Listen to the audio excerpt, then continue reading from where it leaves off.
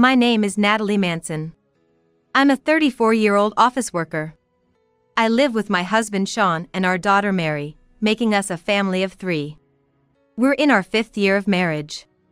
Today, I find myself having to reevaluate my relationship with Sean. Frankly, his personality is terrible. I regret not seeing this when we were dating. Sean promised to share household chores equally after marriage, but once we started our married life, he dumped all the housework on me. Yet, outside, he plays the role of a good husband, thick-faced in his pretense. He acts like a caring husband who actively does chores and looks after his wife in front of his coworkers and parents-in-law.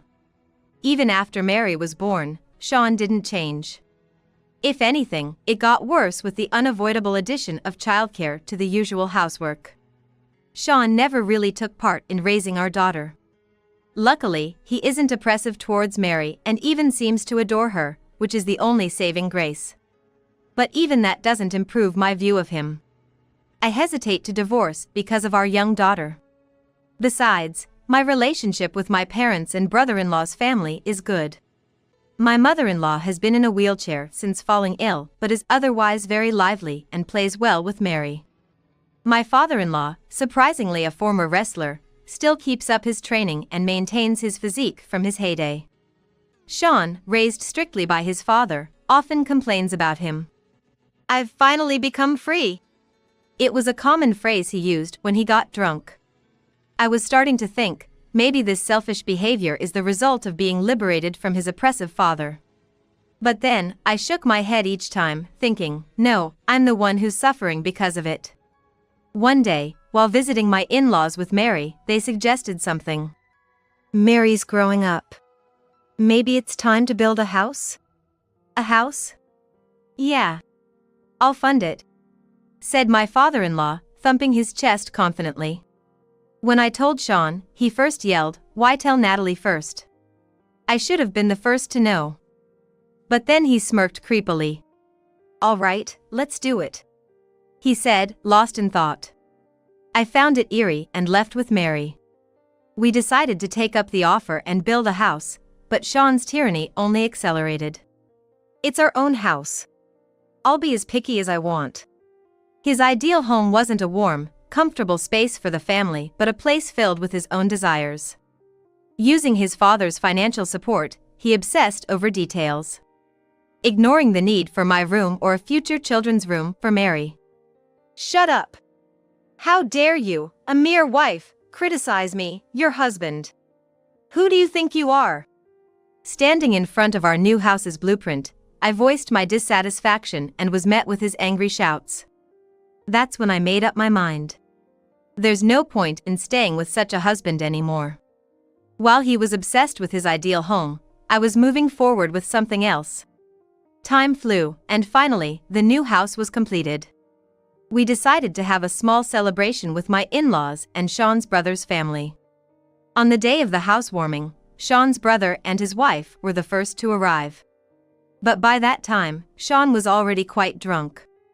Then, he finally spilled his true feelings to his brother, whom he's close with. "A wife is just a servant for her husband, right? She's just for housework, childcare, and taking care of the parents." "What?" "I'm doing the childcare, but I've hired 2 maids for the housework and caregiving." "Your mistresses." Sean's eyes widened at my words. I thought I finally said it. I told him off. I replayed the earlier events in my mind. Sean had been drinking a lot even before his brother's family arrived. His brother was surprised. "Hey, man. Already started drinking, huh? Why not? I'm like the main man today," Sean said, opening another beer. His brother looked at me worriedly, but I just silently shook my head. Sean's drinking got worse, almost like he was drowning in booze. "What a grand house, man. I'm jealous." "Yeah, it's all thanks to Dad's money. I spared no expense." "What? You can't talk like that. This is my house. A house just for me." "Hey, what are you saying? You're too drunk. This house is for you, Natalie, and Mary to live together happily, right? Wait, where is Mary? Haven't seen her today. What? What are you talking about? A wife is just a servant to her husband, right? Yes. She's just for housework, childcare, and taking care of the parents. Hey, man. Sean yelled out his true feelings, completely drunk. His brother and sister-in-law looked horrified and disgusted. I just smiled. Not a smile of resignation, but one of assured victory. Time for my counterattack. I grabbed a water bottle and strode towards Sean. Then, I turned the bottle over his head, drenching him in water. Sean, shocked by my sudden act, and his brother's family, stood frozen in disbelief. What the heck, Natalie? Why'd you do that? I'm soaking wet. Sean finally came to his senses and yelled at me. Just thought I'd sober you up since you seemed pretty drunk. I replied indifferently, and Sean started trembling. Before he could yell again, I took the offensive. Could you repeat what you just said? I didn't quite catch it. Yeah, so I said, a wife like you is just for housework, childcare, and caregiving. Got a problem with that? Yes, I do. I tilted my head exaggeratedly. Of course, I'll handle childcare, but I've arranged for housework and caregiving. You know, with your two mistresses. What? Sean's eyes widened at my words. And his brother's family was equally shocked. I calmly looked around at everyone. Sean's face, which had been red from drinking, suddenly turned pale. It's fascinating how quickly a person's face can change color. Sean stammered. Natalie, what are you talking about all of a sudden? Just what I said. Your two mistresses. Stop talking about that here. It's bad for Mary's education. Wait, where is Mary? Haven't seen her since this morning. Oh, didn't you notice? I left her with my parents last night. I didn't want her around for this conversation, considering how you think it's bad for her education. Sean looked utterly confused. He hadn't even realized his daughter wasn't there. Was all his affection for Mary just for show? There's nothing I could do. I felt a mix of disgust and anger boiling up inside me. It's time to let out all my pent-up frustration. I looked down at my drenched husband, sneering. Now, where was I? Oh right, about meeting your two mistresses. Hey, what are you talking about with mistresses? Are you mistaking me for someone else? Really? You're so obviously flustered. You've been cheating all this time, with not just one, but two other women. Cheating on me with two? Or is it a love triangle? Well, it doesn't matter anymore. I haven't cheated. It's a misunderstanding, Natalie. Where's your proof? Which Sean are you talking about? The one who always dumps all the household chores on me and complains? The one who pretends to be a good father just by glancing at Mary? Or the one who plays the perfect husband and father outside? Any of those Seans could be cheating, and it's almost funny. As I continued my assault, Sean's mouth opened and closed, but no words came out. Next to us, Sean's brother and his wife exchanged glances, muttering, "What's going on here?" Sean had always played the part of a good husband and father in front of his brother and family. The facade he desperately maintained was now crumbling miserably. I was going to strip away that disguise today. I continued. Let's start with introducing your mistresses. The first one is Rebecca, 26, who works as a hospital admin, quite a cool beauty but not the best personality. The second is Julie, a 24-year-old receptionist at your company, a whole 10 years younger than you. Cute, but kind of a flirt. You've been dating Rebecca for 2 years and Julie for 1, all while hiding the fact you're married. As I calmly disclosed the details of Sean's two affairs, his eyes widened again. He approached me. Did you research this? When did you find out? Oh, so you admit to cheating? Sean groaned in frustration. And in the next moment, unexpectedly, the door to the next room opened. You idiot son! What? Dad, how long have you been there? From the start. I've heard everything. Sean, what kind of man, let alone husband, are you? How dare you treat Natalie, who's been upholding this family, with such disrespect? Sean was startled by his father's furious outburst. And so were his brother and sister-in-law. In fact, I had already filled his father in and had him hide in the next room from the beginning. It's always better to have more allies. I stood beside Sean's father, looking down at my husband. When did I notice you're cheating? From the very start, of course. What? From the beginning? Yes, I knew since you started seeing Rebecca. I was quite shocked when you began with the second one. Yes, I had always been aware of Sean's infidelity. That's why, once I decided to divorce him over the new house incident, I moved quickly. To claim fair alimony and child support, I started gathering solid evidence of his affairs. I hired a private investigator, did some legwork myself, and gathered all the evidence. Of course, I have photos too, I said, scattering the photos from my pocket. Oh, no! Sean hurriedly tried to collect them, but it was too late.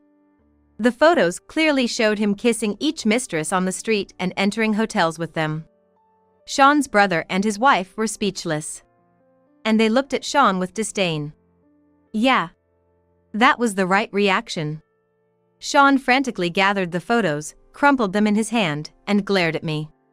As if doing that would make the photos disappear. Does he not understand that? I guess both of them were quite smitten with you, but you were still putting on a front for them too. How vain can you be? I sighed, and Sean seemed taken aback. Probably he recalled my initial retort. Natalie, what have you done? You met them? How? That's what I've been saying. I met them and asked them to wait a moment. I stepped out of the room to fetch the voice recorder that served as evidence. I remembered meeting each of Sean's mistresses. They were wary at first but shocked when I told them Sean, the man they were dating, was married. Probably surprised that his wife, me, had confronted them. Well, the reactions that followed were surprisingly different. Rebecca looked me up and down disdainfully and sneered. No wonder Sean looks for fun outside. His wife is so plain. Proud of her beauty, she puffed up her chest. She didn't seem to think there was anything wrong with cheating or having an affair. It was a mystery to me. I'm planning to divorce him. Oh, is that so? Yes. So, I thought maybe you'd marry him next. Well, if you're keen on that, I might consider it, she said smugly. Clearly thrilled at the idea of winning Sean from me. A beautiful woman, but wicked. Sean's strict about housework. If you slack even a little, he gets angry. Are you okay with that? What? That's your fault for being lazy. You look like the type who doesn't do things properly. I won't be like that. Housework for someone I love is a breeze. Good to hear, I replied, then stopped the voice recorder I had hidden in my bag after leaving Rebecca. When I met Julie, it was a bit dramatic. As soon as I told her Sean was married, she burst into tears. She was lost in her world. Poor Sean, to be stuck with someone like you because he met me too late, Julie said pitifully, covering her face with her hands. I was perplexed by this new type of person I was encountering for the first time. When I told her, like I did with Rebecca, that I planned to divorce Sean, she exclaimed. Divorce? That's great.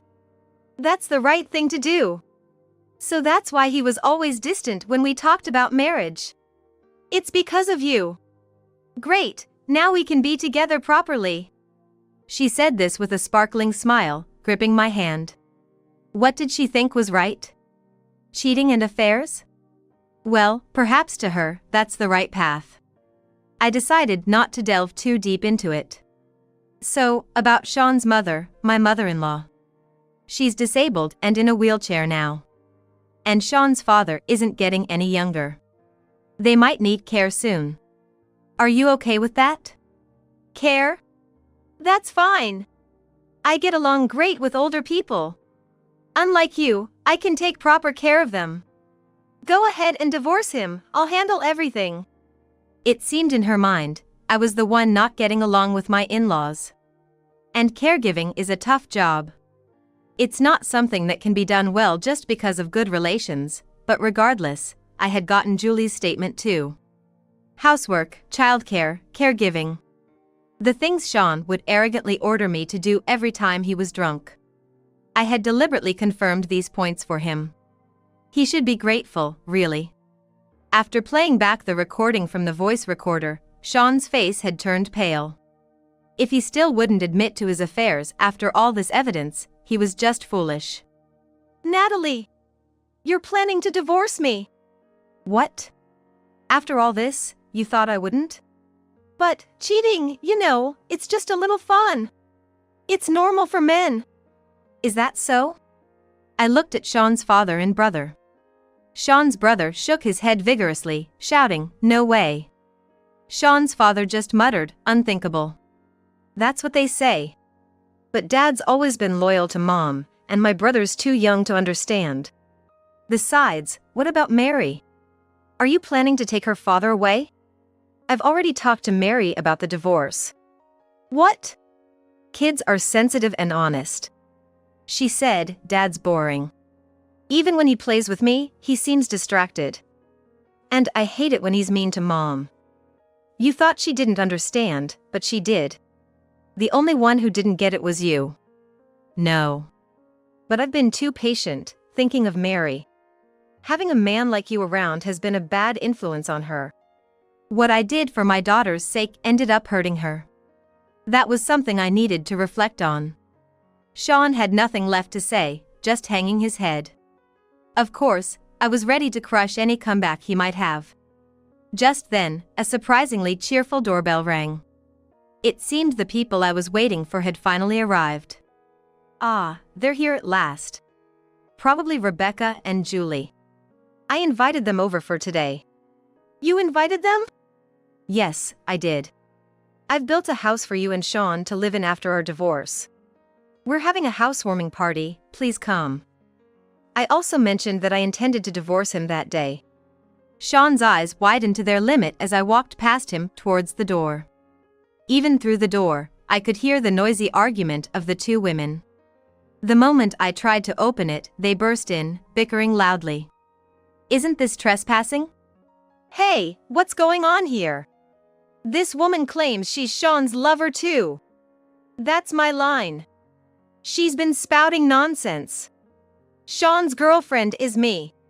What? No, it's me. Both of you, come in. Sean's in the living room. As I ushered them into the living room, Sean's eyes widened even more. It seemed his eyes could open wider than I thought possible. The mysteries of the human body. And then, the living room turned into a battlefield. Sean, explain what's going on. This old lady's been saying weird things. Who are you calling old? I'm only 26. Pretending to be young, huh? You're obviously older, hanging around Sean like that. It's embarrassing. What?